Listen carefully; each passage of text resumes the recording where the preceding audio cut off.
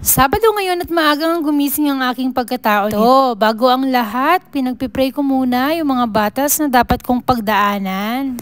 Hindi ko nga po mahaharap ito ng buong puso at kaluluwa, kaya Panginoon, samahan niyo po ako palagi. Bago nga ako nagayak ay nag-stretch muna ako at nagunat-unat ng buto. Sana naman ay dalawin ako palagi ng kasipagan dahil gusto ko rin naman na magpapayat. Mahirap talaga pero dapat meron kang goals. Bago nga ako magayak ay bumalik muna ako sa aking pagiga. Nung naggayak na nga ako ay umalis na rin kami ni Daddy. Sa part na to, ipapass forward ko na lang kasi sobrang ganda ng biyahe namin ito. Sabado at wala talagang traffic. Kwento ko na lang din sa part na to, nag-iisip kami ni Daddy kung ano yung uulamin namin mamayang gabi. Usually kasi ng mga niluluto namin ay kasama na si Samuel. Ito pa nga rin yung time na dapat hindi muna kami magmalangsa, magmanok, yung mga ipinagbabawal kasi sa kanya. After niya naturukan ng anti-rabies, pwede kasing mag-trigger yung pantal-pantal kapag ka nakakain siya ng mga bawal. Sabi namin, ito na nga din yung week kung kailan last na ng kanyang dose at 1 linggo na lang ang iintayin namin. Favorite kasi ni Samuel ang chicken. Kahit anong luto, basta chicken. Kaya napagpasyahan namin na mag-aapritada na lang kami mamaya. Malapit na nga ako sa opisina nang meron pa kaming madatnan dito na nagkakapkapan. Huy, ito nga ang apritada. Apritadong bangus nga pala itong aking ginawa, hindi naman siya ganun kalangsa. At nagustuhan nga rin naman ito ni Samuel. Like nak, wala kang choice, mama mo ang nagluto niyan, kailangan kainin mo yan.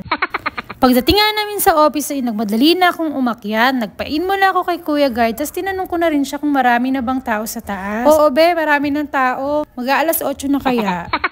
Dali-dali na nga akong nag-akyat. Kahit may elevator dito, hindi ako gumagamit nito. Kasi nga, ito na lang din yung time na nakakapaglakad-lakad ako. Dahil nga madalang na rin ako makapag-exercise, madalang na din ako makapaglabas-labas, napag-usapan nga namin to ni Daddy na dapat nagpapapawis na kami, pero talagang busy lang. So nag-ina nga ako nito, nakita ko naman na wala masyadong tao, sarado pa nga yung ilaw dito sa area namin.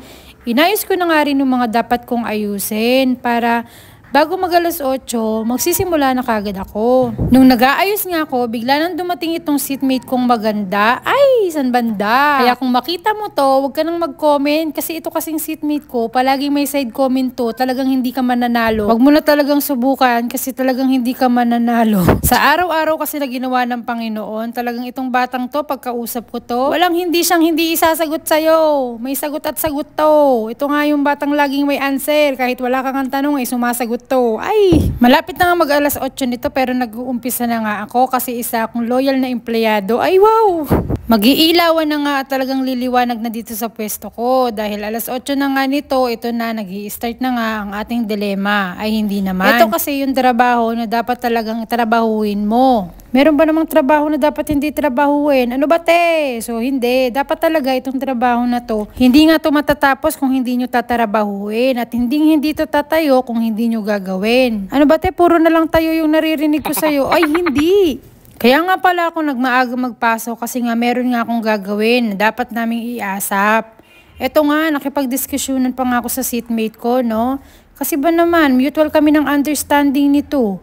Lahat na lang ng mga problema, medyo magkalapit kami. Siyempre, kasama ko nga siya sa department, di ba? So, siyempre, sino magdadamayan? Siyempre, kami-kami na lang din. Kami-kami lang ang magdadamayan dito, be. Sa dami nga ng pinagtatalunan namin araw-araw, nagkakasundo pa rin naman kami nito. Masaya naman ang aming pagkatao kapag kaming dalawa ay nagdidiskusyonan sa mga bagay-bagay. Nung araw din yun, dumiretso na kami sa school kung saan papasok si Samuel. Ilang araw na nga lang ay magpapasukan na at magiging busy na tong batang ito. Ang magiging pasok ni Samuel dito ay 7 hanggang 10 a.m. Sanay naman gumising si Samuel ng maaga basta matulog lang din siya ng maaga. Officially enrolled na nga ang bata at talagang ito na nga ang dapat nating paghandaan. Kinder na nga ang kanyang pagkatao. Sandali na lang magiging talagang officially estudyante ng batang ito.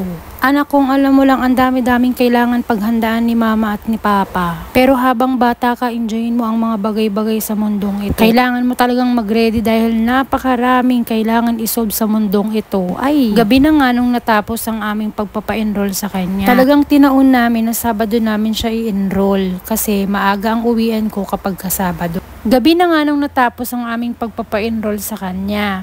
Makulimlim din nung araw na iyon. Humiram nga muna kami ng sasakyan sa kapatid ni Daddy kasi ayaw rin naman namin isaalang-alang na iangkas si Samuel sa motor dahil sa NCAP. Habang nagpa-park ang papa niya, kami dito ay nag-aantay lang. Tinawagan ko na lang ang papa niya, sabi ko kami na lang ni Samuel ang papasok sa loob at mamimili. Lalabas din kami kapag tumila ang ulan. Hindi na nga nakusunod dito si Daddy kasi nga sobrang lakas na ng ulan. Hindi pa nga natatapos ang ulan ay tapos na rin kaming mamili dito. Nung pag-uwi namin, hinayaan ko na si Samuel na makapagpahinga at masettle ko na siya.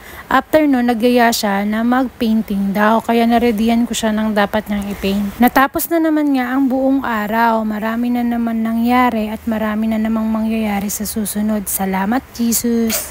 At hanggang dito na nga lang. Bye-bye!